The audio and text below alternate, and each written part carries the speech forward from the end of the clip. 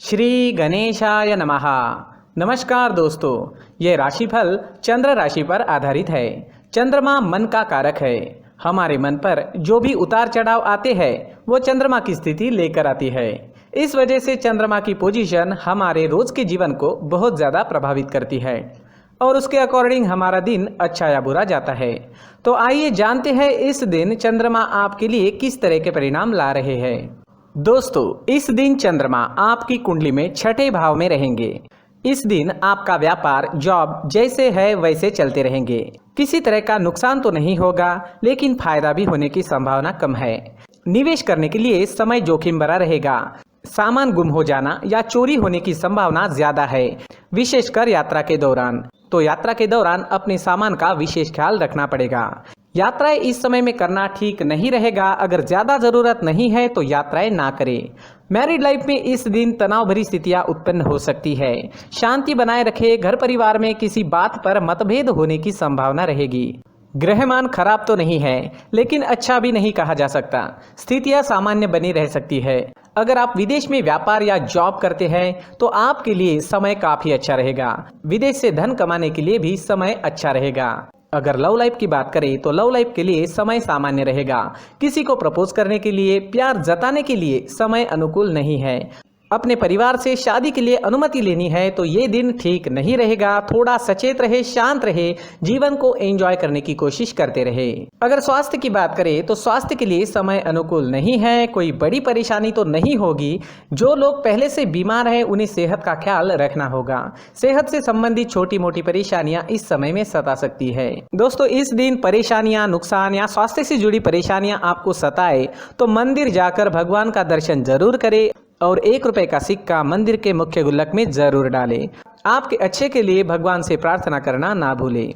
और इस दिन चंदन या केसर का तिलक अपने माथे पर जरूर लगाएं। हमारा स्वास्थ्य काफी हद तक हमारी आदतों पर निर्भर होता है।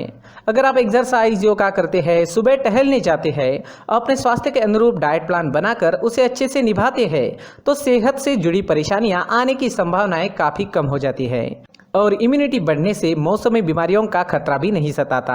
तो दोस्तों, खुद को स्वस्थ रखने की कोशिश जरूर करें। इस दिन हरे रंग का इस्तेमाल करना आपके लिए अच्छा रहेगा और 5 अंक इस दिन आपके लिए लकी साबित हो सकता है। दोस्तों, ये राशिफल चंद्र राशि पर आधारित है। कभी कभी हमारी पर्सनल कुंडली में बाकी ग्रहों की पोजीशन कुछ इस तरह की होती है कि आपके राशिफल परिणाम में बदलाव दिख सकता है। इसलिए राशिफल को एक मार्गदर्शन के तौर पर लिया जाए तो ज्यादा अच्छा रहेगा। दोस्तों, सभी राशि के लोगों के लिए जीवन में आगे बढ़ने के लिए कुछ जरूरी बातें वीडियो में आगे बताई गई है, तो वीडियो आगे जरूर देखें। व्यक्ति को अपने जीवन में सफल होने के लिए मेहनत के साथ साथ भाग्य का साथ होना भी बहुत ही आवश्यक होता है। अगर व्यक्ति का भाग्य उसका साथ देता है तो कम मेहनत में ही अधिक सफलता प्राप्त होती है। परंतु कई बार ऐसा देखा गया है कि व्यक्ति के जीवन में कई ऐसी घटनाएं घटित होती है जिसकी वजह से उसको बहुत सारी परेशानियों का सामना करना पड़ता है और इस स्थिति में व्यक्ति को बिल्कुल भी समझ नहीं आता कि ऐसा क्यों हो रहा है। दरअसल आपके घर में ही कुछ ऐसी चीजें होती है जो हमारे भाग्य को प्रभावित करती है, हमारे जीवन को प्रभावित करती है और उन चीज़ों के आसपास होते हुए भी हमें वो चीज़ें नज़र नहीं आती। वह चीज़ें हमारे चारों तरफ एक अजीब सा घेरा बनाकर रखती है, परंतु हम उसको नहीं देख पाते। इन चीज़ों से हमारे घर में और हमारे जीवन में नकारात्मकता फैलती है, जिसकी वजह से हमें भारी नुकसान उठाना पड़ता है। हम पूरी तरह से कंगाल हो सकते हैं। दोस्तों, काफ़ी लोगों को इस तरह की आदत होती है। कहीं से भी बाहर से आते हैं, कहीं भी जूते चप्पल फेंक देते हैं, कहीं पर भी उतार देते हैं। कुछ लोग तो घर के एंट्री के मेन डोर के सामने ही जूते या चप्पल डायरेक्टली उतार देते हैं। दोस्तों, ध्यान रखें, जूते चप्पल हमेशा साफ सुथरे रखें और उनको उनकी जगह पर रखें। उनके लिए एक स्थान बनाएं, उस स्थान पर रखें। अगर कोई व्यवस्था उनके लिए की है तो बहुत ही अच्छी बात है, वहां पर उन्हें रखें, साफ सुथरा रखें। जूते चप्पलों को उनकी जगह पर कुछ इस तरह से रखें कि वो देखने में भी अच्छी लगे। अगर वो चीजें देखने में अच्छी लग रही है तो फिर उनसे निगेटिव एनर्जी उत्पन्न होने की संभावना बिल्कुल भी नहीं रहेगी। तो दोस्तों, इस बात का ध्यान जरूर रखें। साथ ही दोस्तों, एक और बात है जिस पर आपको ध्यान देना बहुत जरूरी होता है। हमारे घर के छत के ऊपर जिन चीज़ों का हमें काम नहीं होता है उन्हें हम घर के छत के ऊपर रख देते हैं। ऐसा करते करते देखेंगे तो घर के छत के ऊपर कबाड़ जमा दिखता है। जी हाँ, जो चीज़ें हमें लगता है आगे जाके हमारे काम में आ सकती है वो हम घर के ऊपर रख देते हैं, लेकिन वो चीज़ें तो काम में नहीं आती, हमारे जीवन पर वो चीज़ें बहुत ही गहरा निगेटिव इफेक्ट डालती है, क्योंकि ये चीज़ें हमें कहीं ना कहीं हमारे जीवन में पीछे रखेगी। इस वजह से घर के छत को पूरी तरह से साफ रखें, पूरी तरह से साफ सुथरा रखें, क्लीन रखें। साथ ही दोस्तों हम हमेशा देखते हैं घर के ऊपर जाने के लिए जो सीढ़ियां है, उन सीढ़ियों के नीचे जो जगह होती है वहां पर सामान हमेशा रख दिया जाता है। वो जगह ही ऐसी है कि सामान को खींच ही लेती है, वहां पर आपको कुछ ना कुछ सामान मिलेगा ही। अगर हम सीढ़ियों के नीचे सामान रखते हैं तो हमारी उन्नति होना बहुत ही मुश्किल है।